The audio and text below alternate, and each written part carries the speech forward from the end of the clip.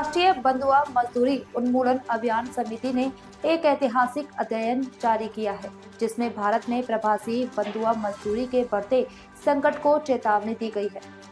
NCCEBL के संयोजक निर्मल गोराना ने कहा, राष्ट्रीय बंधुआ मजदूरी उन्मूलन अभियान समिति श्रमिकों और जन संगठनों का एक राष्ट्रव्यापी नेटवर्क है। तो साथियों, अभी हमारे जो साथी हैं, मैं ब्रीफ करूंगा, पर पहले हमारे साथी बात करेंगे और उसके बाद में इसको ब्रीफ करेंगे और शुरुआत करेंगे। तो सबसे पहले तो शुरुआत करते हैं इधर रेहाना जी से हम शुरुआत करेंगे। यहाँ से ब्रीफ पूरा बनता है। अच्छा, जी ठीक है जी।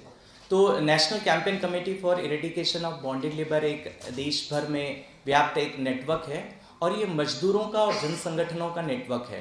ये कोई रजिस्टर्ड संस्था और यूनियन नहीं है।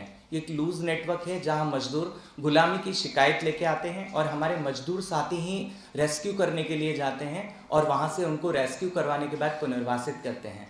हम लगभग 2013 से एक्टिव हैं और इस काम को लगातार कर रहे हैं।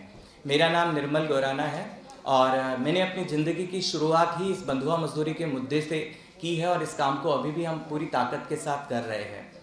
एक और संगठन है मेहनतकश एसोसिएशन और जिंदल यूनिवर्सिटी, जिन्होंने अथक मेहनत किया, परिश्रम किया और हम एक रिपोर्ट जो आज सभी आप लोगों तक पहुंचाई है, इस रिपोर्ट को हम पिछले 1 साल से तैयार कर रहे थे, जो कि तैयार हुई है।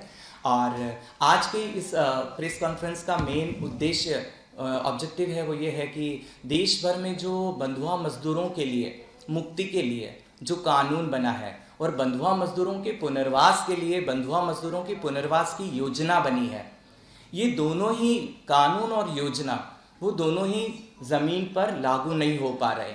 कानून बना है, उस कानून को लागू करने के लिए उसमें जो खूबसूरत बहुत अच्छी धाराएं जो पड़ी हुई है, वो केवल नाम मात्र पड़ी हुई है। उसको लेकर कहीं किसी प्रकार की कोई प्रचार प्रसार, उसको लेकर किसी प्रकार का कोई सक्रियपन, उसको लेकर किसी प्रकार की संवेदनशीलता नज़र नहीं आती है। उल्टा हो जाता है कि हमारे जैसे जो सामाजिक कार्यकर्ता सामने आते हैं तो उन पे मुकदमे शुरू होने लग जाते हैं। उल्टा हो जाता है कि जो टीम उनके लिए बनी है, सरकार ने एक टीम कॉन्स्टिट्यूट करने का प्रावधान कानून में दिया है, जिसको विजिलेंस कमेटी कहा जाता है।